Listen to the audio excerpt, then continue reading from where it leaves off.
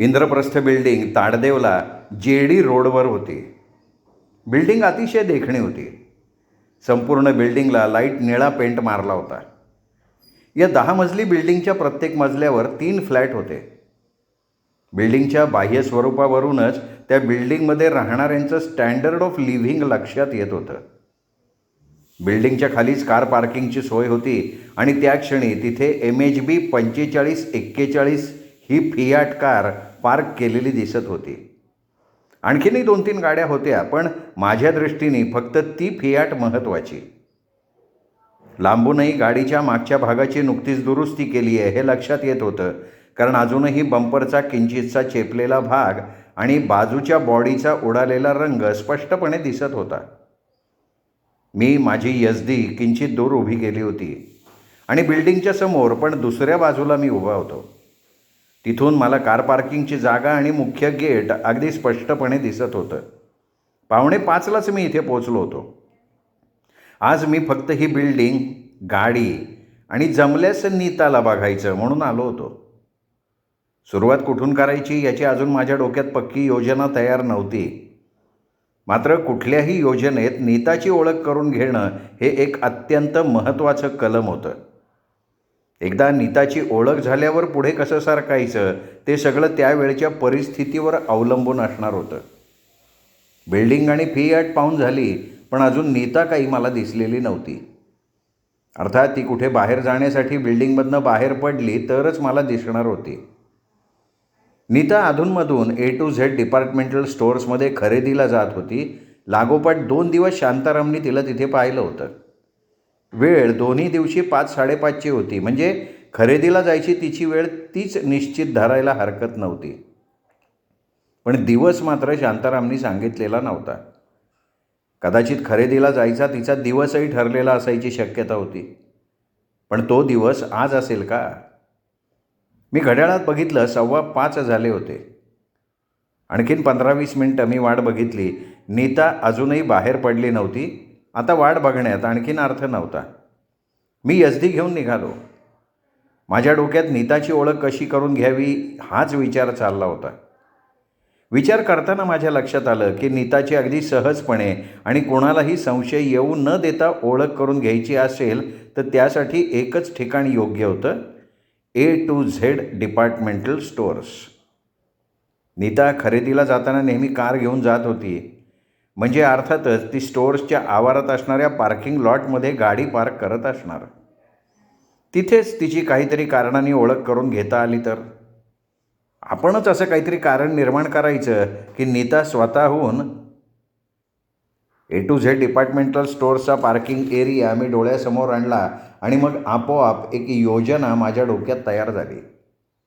दुसऱ्या दिवशी सकाळी 10च्या सुमाराला मी किशोर फडकेच्या मलबार हिलवरच्या आलिशान बंगल्यात आरामात बसलो होतो. रेखा, किशोरची बायको, मला विचारत होती, काय रे, आज अचानक कसा उगवलास? अगं माझं काय, मी रिपोर्टर आहे. मी कुठे कधी कसा उगवेन याची ब्रह्मदेवाला सुद्धा कल्पना येणार नाही. विकी, तू ना आता लग्न करून टाक, म्हणजे ब्रह्मदेवाला नाही तर नाही, पण निदान तुझ्या बायकोला तरी तू कधी उगवशील याची कल्पना येईल. झालं का परत तुझं सुरू? माझ्या चांगल्या गरीब मित्राचा सुखाचा जीव धोक्यात टाकला आहेस, तेवढं पुरेसं नाही का तुला? नेहमीप्रमाणे रेखा फुसफुसली. मी नाही हां, तुझा मित्र जीव धोक्यात टाकायला तयार झाला. आणि काय रे, त्याला ढकलायचं काम कोणी केलं? तूच केलंस ना? रेखाचा माझ्यावरचा हा आरोप मात्र खरा होता. रेखा आणि किशोरची लाईन मीच जुळवून दिली होती. किशोर माझ्याच कॉलेजातला, माझाच क्लासमेट, अतिशय ब्रिलियंट पण तितकाच शाय. याचं रेखावर प्रेम बसलं, पण पठ्ठ्याला ते तिच्या समोर जाऊन व्यक्त करायचं धाडस होईना. न जाणू तिने आपल्याला नकार दिला, 4 चौघात अपमान केला तर ही त्याला भीती. शेवटी त्याने मला मध्ये घातलं. किशोरच्या आणि माझ्या स्वभावात तसं जमीन आसमानाचं अंतर. पण आमची वेवलेन कुठे आणि कशी जुळली कल्पना नाही.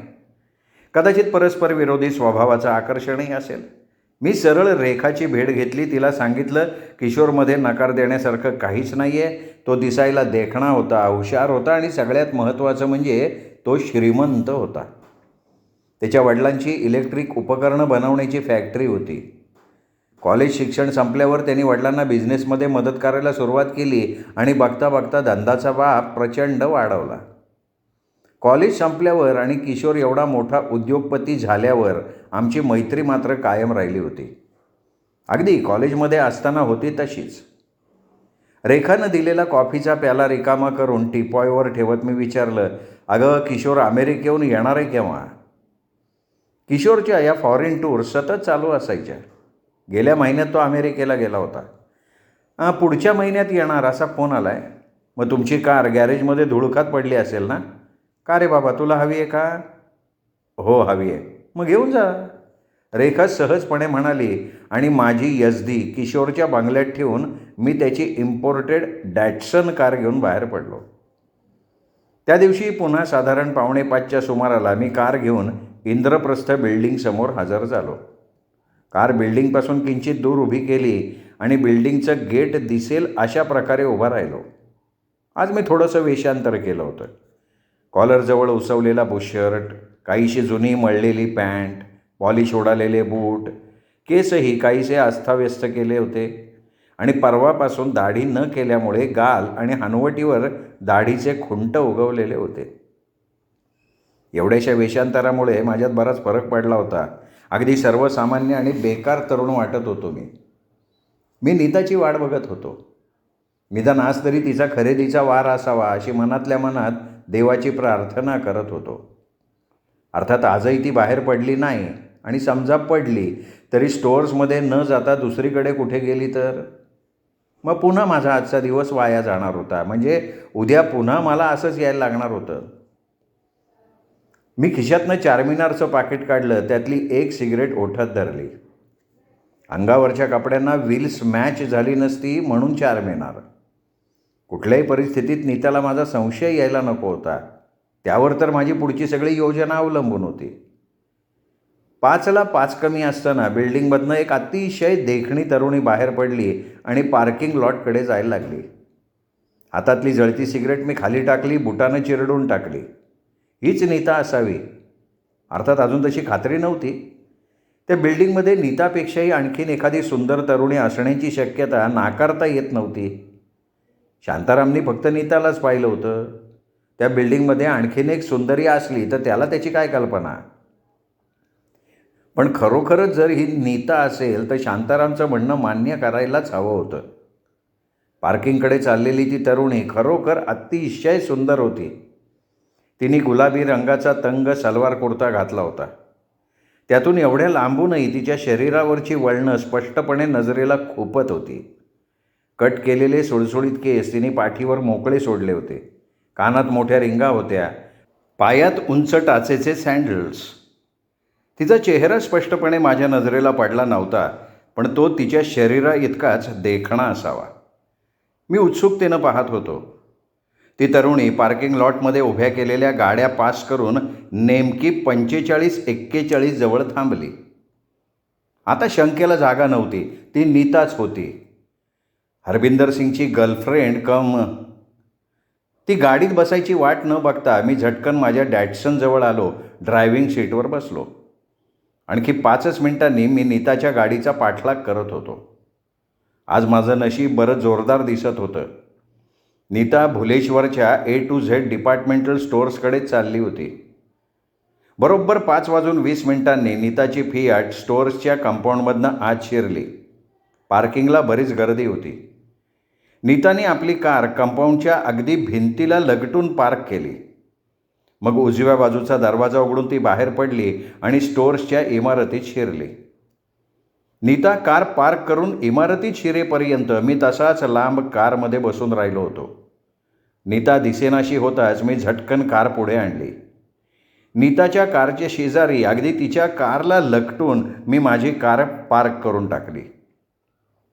आता परिस्थिती अशी होती की मी माझी कार काढल्याशिवाय नीताला आपल्या कारचा दरवाजाच उघडता येणार नव्हता. डाव्या बाजूला कंपाऊंडची भिंत असल्यामुळे तोही दरवाजा तिला उघडता येणार नव्हता. मला हवी तशी सिच्युएशन निर्माण झालेली होती. कारमधून उतरून मी पार्किंगपासून बराच लांब उभा राहिलो. अर्थात नीताची खरेदी आटपून ती परत येण्याची वाट बघत. जवळजवळ अर्ध्या तासाने नीता स्टोअर्सच्या इमारतीतनं बाहेर पडली. तिच्या हातात एक पिशवी होती सामानानं भरलेली. दुसऱ्या हातात एक साडीचा लांबलचक बॉक्स होता. नीता आपल्या कारजवळ आली. एकदा तिने आपल्या कारच्या डाव्या दाराकडे नजर टाकली, पण अर्थातच त्या बाजूला कंपाऊंड असल्यामुळे तिकडचा दरवाजा उघडता येणं अशक्य होतं. मग तिने माझ्या कारकडे बघितलं, पण माझी कार हलवल्याशिवाय उजव्या बाजूचा दरवाजा उघडणं अशक्य आहे हे तिच्या लक्षात आलेलं असावं. मी लांबूनच तिच्या हालचालीचं निरीक्षण करत होतो. मी हातातली सिगरेट बाजूला फेकली आणि सहज फिरावं तसा फिरत फिरत कार पार्क केल्या होत्या तिकडे आलो. तोवर नीतानं आपल्या हातातली बॅग आणि बॉक्स आपल्या कारच्या हुडवर ठेवलेलं होतं आणि माझ्या कारच्या खिडकीतून आत हात घालून तिने हॉर्न वाजवायला सुरुवात केली होती. तिने तसं करावं म्हणून मी खिडकीच्या काचा वर चढवलेल्या नव्हत्या. चेहऱ्यावरून ती बरीच वैतागलेली दिसत होती, काहीशी चिडलेली. सुंदर पोरींना चिडायला क्षुल्लसचं कारणही पुरतं, मग इथे तर. मी जवळ जाताच तिने काहीसं चिडून विचारलं, ही गाडी तुमची आहे? आणि मग तिलाच आपल्या या प्रश्नातला मूर्खपणा लक्षात आला असावा. माझा एकंदर अवतार बघून एवढी किमती आणि इम्पोर्टेड कार माझी कशी असू शकेल? पण तिने मला प्रश्न विचारला होता, तोच धागा पकडून मी म्हणालो, बाईसाहेब ही कार माझी असती तर मी तुम्हाला एवढा वेळ हॉर्न वाजवू दिला असता का? पण नीतानी माझ्या बोलण्याकडे दुर्लक्ष केलं आणि ती पुन्हा जोरजोरात हॉर्न वाजवायला लागली. मी इतक्या जवळून आत्ता तिला प्रथमच पाहत होतो. निस्संशय ती दिसायला अतिशय देखणी होती, यात वाद नाही. पण तिचं हे सौंदर्य काहीसं उन्मादक वाटत होतं, पाहताच पुरुषाच्या मनात चलबिचल निर्माण करणारं. हरविंदर सिंगचं आणि तिचं नातं मला कळलं होतं, पण जरी ते कळलं नसतं तरी ते कोणत्या प्रकारचं असावं हे आता तिच्याकडे बघून माझ्या लक्षात आलं असतं. आणखीन एक, तिला फॅशनेबल राहण्याचा, चैनीचा अतिशय हव्यास असावा. इतक्या दुरूनही तिने अंगावर शिंपडलेल्या कुठल्या तरी फॉरेन इंटिमेटचा सुवास दरवळत दरवळत माझ्यापर्यंत येत होता. A to Zमध्ये अधूनमधून होणारी तिची खरेदी याच प्रकारची असावी. नीताचं हॉर्न वाजवणं चालूच होतं. तोंडातल्या तोंडात ती डॅटसनवाल्याला शिव्याही घालत असावी. भयानक संतापलेली होती ती. त्या क्षणी जर खरोखर कारचा मालक तिच्या पुढे आला असता तर तिने त्याला चांगलंच फैलावर घेतलं असतं, यात काही शंका नाही. नीता हॉर्न वाजवत असताना मी मुद्दाम तिच्याकडे पाठ करून उभा होतो, दुसरीकडे बघायचं नाटक करत होतो. हॅलो हॅलो शेवटी हॉर्न वाजवायचं बंद करून नीतानं माझं लक्ष वेधण्याचा प्रयत्न केला. मी माझं लक्षच नाही असं दाखवत दुसरीकडे पाहत राहिलो. नीतानी पुन्हा माझं लक्ष वेधून घ्यायचा प्रयत्न केला. मी वळून तिच्याकडे बघितलं आणि म्हणालो, आपण मला काही म्हणालात का? हो प्लीज मला मदत करा ना. तिच्या आवाजात कमालीचा आर्जव होतं. मी तुम्हाला काय मदत करू? ही कार जरा बाजूला घेता आली तर बघा ना. माझ्या कारचा दरवाजा उघडण्या इतपत तरी बाजूला व्हायला पाहिजे. बाईसाहेब तुम्ही मला काय जादूगार वगैरे समजलात का काय? इग्निशन की लावल्याशिवाय गाडी बाजूला कशी घेता येईल? जरा मागून धक्का मारून गाडी किंचित पुढे नाही का घेता येणार? नाही, मला तरी ते अशक्य वाटतंय. शिवाय कार इम्पोर्टेड आहे मॅडम, उगाच काही झालं बिलं म्हणजे. नीताचा चेहरा आणखीन पडला. तुम्ही कारच्या मालकाची वाट का पाहत नाही आहात? मी मुद्दाम सुचवलं. कुणास ठाऊक तो केव्हाचा येतोय? किती वेळ मी इथे ताटकळत उभी राहणार हो?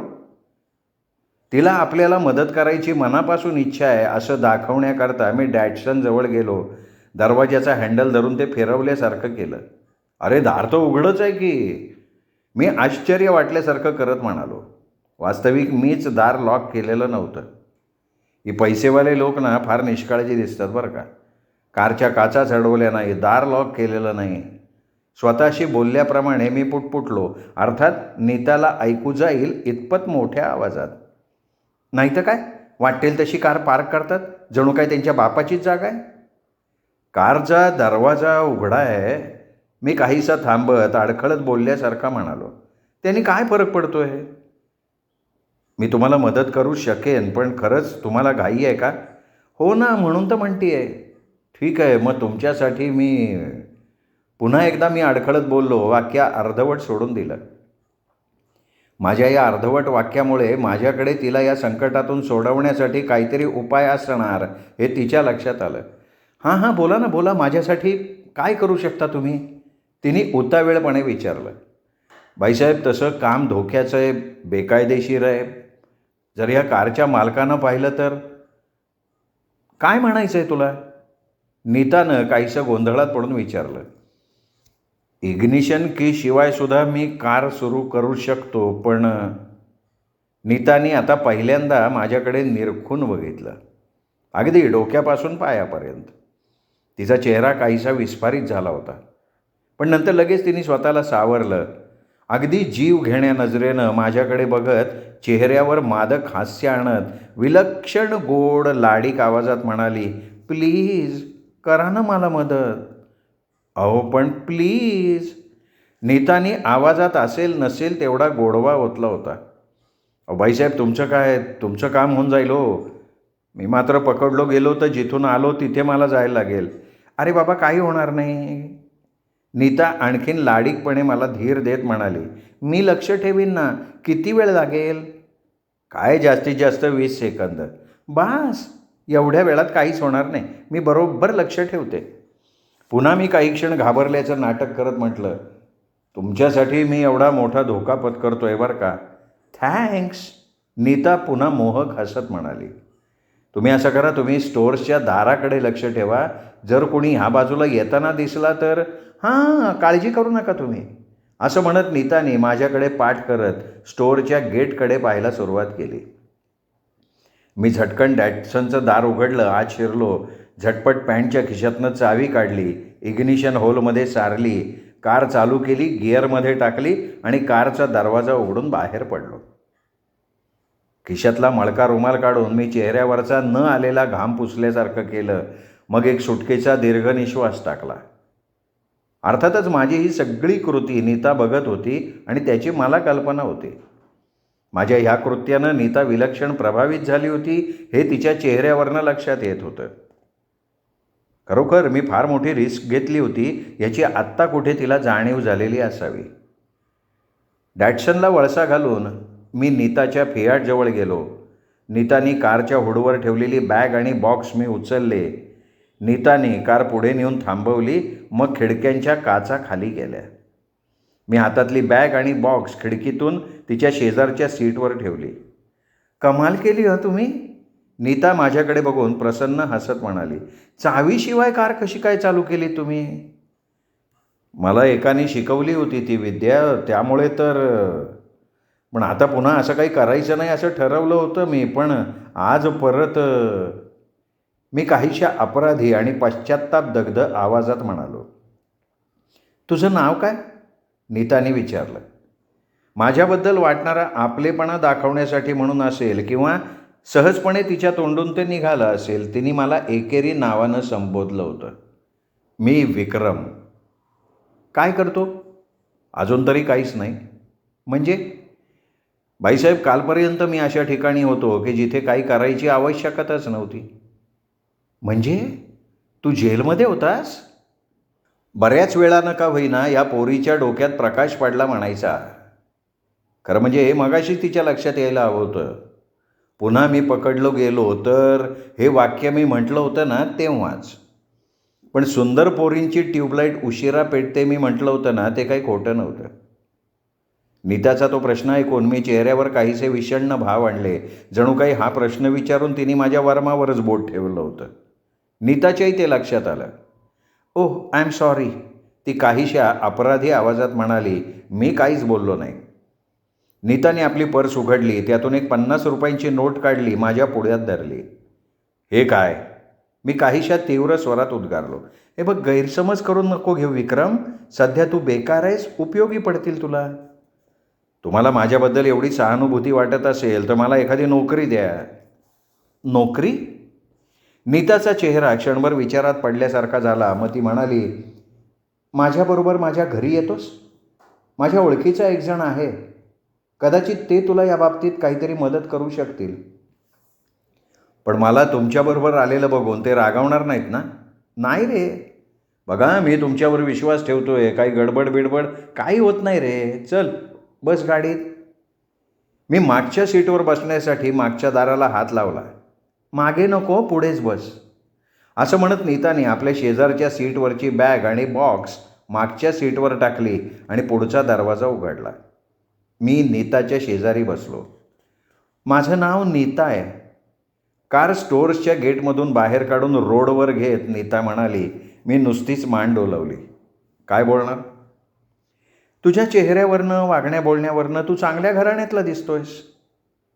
हां, मी एक दीर्घ निश्वास सोडत म्हणालो. मी ग्रॅज्युएट आहे, पण नोकरी नसल्यामुळे मी भरकटलो गेलो, नको त्या लोकांच्या संगतीत वाहवलो गेलो आणि आता तर या जगात मी एकटाच आहे. कुठल्या गुन्ह्यासाठी पोलिसांनी तुला पकडलं होतं रे? मी मनातल्या मनात कपाळाला हात लावला. खरोखर ही पोरगी जेवढी सुंदर होती तेवढीच डोक्यानी कमी होती. आता हिच्यासमोर मी इग्निशन की शिवाय कार उघडली, निदान ती तरी तसं समजत होती. आणि पुन्हा ही बाया मला विचारत होती की कुठल्या गुन्ह्यासाठी. मी काहीच उत्तर दिलं नाही. तिचा हा प्रश्न मला आवडलेला नाही असं मी दाखवलं. नीतानी मग मला काही विचारलं नाही. कार आता भुलेश्वर रोडवरनं धावत होती. एकाएकी माझं लक्ष रिअर व्ह्यू मिररकडे गेलं. एक आकाशी रंगाची ॲम्बॅसेडर बऱ्याच वेळापासून आमच्या मागे होती. तिने अंतर वाढवलं नव्हतं आणि कमीही केलं नव्हतं. एक ठराविक अंतर ठेवून ती आमच्या मागे धावत होती. पण ती आमच्याच फियाटचा पाठलाग करत होती का काय याची मला अजून खात्री वाटत नव्हती. माझ्यासाठी आज तू फार मोठा धोका पत्करला होतास. जर तू पकडला गेला असतास तर पोलीस हेच म्हणाले असते की तूच कार चोरायचा प्रयत्न करत होतास, नाही का? वा वा बाई, तुझ्या बुद्धीचं कौतुक करायला हवं की. किती लवकर लक्षात आलं तुझ्या हे. आता तर खरोखर मला हिच्या डोक्याची शंका यायला लागली होती. मी काहीही न बोलता गप्प राहिलो. बोल बाई, तुला काय बोलायचं आहे ते. विक्रम, तू एवढा मोठा धोका पत्करलास? नीताला माझ्याकडून कुठल्या उत्तराची अपेक्षा आहे याची मला कल्पना आली. अहो, तुमच्यासाठी. माझ्यासाठी? का बरं? तुझी आणि माझी तर तोपर्यंत ओळखही नव्हती. ओळख असो नाही तर नसो, सुंदर मुली संकटात सापडलेल्या मला पाहवत नाहीत. मी सुंदर आहे? आरसा सांगत नाही का तुम्हाला? हां, नाही, माझ्याकडच्या आरशाला बोलताच येत नाही. काहीशा खट्याळ आवाजात ती म्हणाली. आईला, सुंदर पोरी अधूनमधून असं बोलू शकतात तर मग असा मुका आरसा तुम्ही जवळ ठेवू नका. मी म्हणालो. नीताशी बोलत असतानाही माझं लक्ष रिअर व्ह्यू मिररमधनं दिसणाऱ्या मागच्या त्या आकाशी रंगाच्या ॲम्बॅसेडरकडे होतं. ती आमच्याच फियाटचा पाठलाग करत होती. बराच वेळ रस्ता मोकळा असूनसुद्धा तिने फियाटला ओव्हरटेक करायचा प्रयत्न केला नव्हता. एकाएकी मी निर्णय घेतला, इतक्यात मला कुठल्याही लफड्यात सापडून चालणार नव्हतं. नीता, तुम्ही मला इथेच सोडा. इथे? नीतानं काहीसं आश्चर्यानं विचारलं. मी विसरलो होतो, 6:30 वाजता मला एकाने भेटायला बोलवलं होतं. अरे पण तुला नोकरी हवी आहे ना? नीता हे बोलत असताना गाडी KG चौकात आली होती. सिग्नल नव्हता, त्यामुळे नीताला कार थांबवायला लागली. त्याच संधीचा फायदा घेत मी कारचा दरवाजा उघडला, बाहेर पडलो.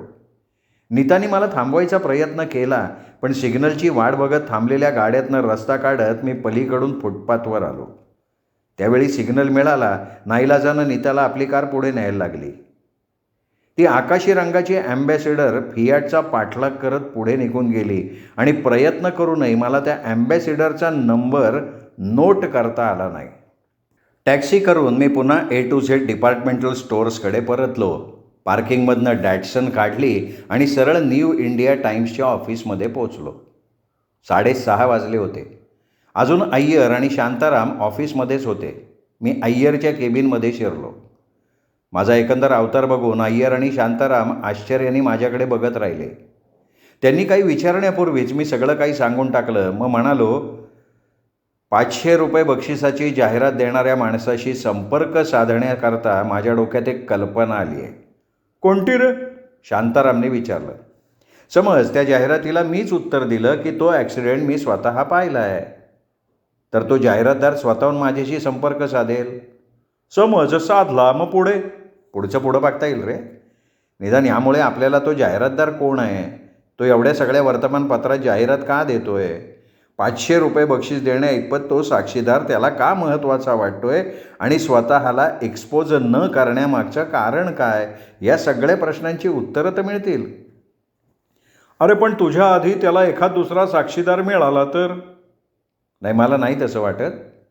गेले 10 दिवस 4ही भाषेतल्या प्रमुख वर्तमानपत्रात जाहिरात देऊनसुद्धा त्याला अजून तसा साक्षीदार मिळालेला नाही आहे. तो आता आणखीन 2 दिवसात मिळणार आहे का? आणि ज्या दिवशी त्याला असा साक्षीदार मिळेल त्या दिवसापासून ही जाहिरात बंद होईल. करेक्ट, विकी म्हणतंय ते बरोबरच आहे बरं का. मी लगेच अय्यरच्या टेबलावरचं पॅड पुढे ओढलं, लिहायला सुरुवात केली. महोदय, 14 ऑगस्टला दुपारी 2च्या सुमाराला मार्वे रोडवर झालेला अपघात मी प्रत्यक्ष पाहिला आहे. आपली न्यू इंडिया टाइम्सच्या अंकात आलेली जाहिरात आजच माझ्या पाहण्यात आली. कृपया खालील टेलिफोन नंबरवर माझ्याशी संपर्क साधावा. विक्रम राजे, care of Kulkarni, phone number 228834. मजकूर लिहून मी तो लिहिलेल्या मजकुराचा कागद घडी करून पाकिटात घातला. त्यावर new India times, box number 239S असा पत्ता लिहिला. त्याच्यावर पोस्टाचे स्टॅम्प चिकटवले. अरे स्टॅम्प कशाला लावले? आपल्याच बॉक्स नंबरच्या पेटीत टाकायचं आहे ना. हो, पण हे पत्र बाय पोस्ट आपल्या बॉक्स नंबरच्या पत्त्यावर आलंय हे त्याला कळण्यासाठी या पत्रावर शिक्का आवश्यक आहे ना. मी पाकिटाचे फ्लॅप चिकटवले, मोरेला हाक मारली, ते पत्र पोस्ट करायला सांगितलं. हे बघा, हे पत्र उद्या संध्याकाळच्या डाकेतनं आपल्याकडे येईल. तुम्ही ताबडतोब GPOच्या पोस्ट बॉक्स नंबरवर पोस्ट करा. हे पत्र लवकरात लवकर त्याला मिळायला हवं. मी अय्यरला आणि शांतारामला सूचना दिली. विकी, हे बाकीचं तुझे काही सांगितलंस ते टेक्निकली बरोबर आहे, पण तू स्वतःचा पत्ता किंवा फोन नंबर न देता केअर ऑफ कुलकर्णी आणि फोन नंबर दिलास, ही काय भानगड बाबा? भानगड बिनगड काय नाही रे, सरळ साधी गेम आहे. ज्याप्रमाणे पन्नालाल स्वतःला एक्सपोज होऊ न द्यायची दक्षता घेतोय तशीच मीही घेतोय. उद्या समज मी माझ्या खऱ्या पत्त्यावरनं किंवा फोन नंबरवरनं तो मला भेटण्यापूर्वी माझी सगळी माहिती गोळा करेल. ज्या अर्थी एवढे पैसे खर्च करून तो त्या अपघाताचा आय विटनेस शोधतोय, त्या अर्थी त्याच्या दृष्टीनं त्या साक्षीदाराला तसंच महत्त्व असणार.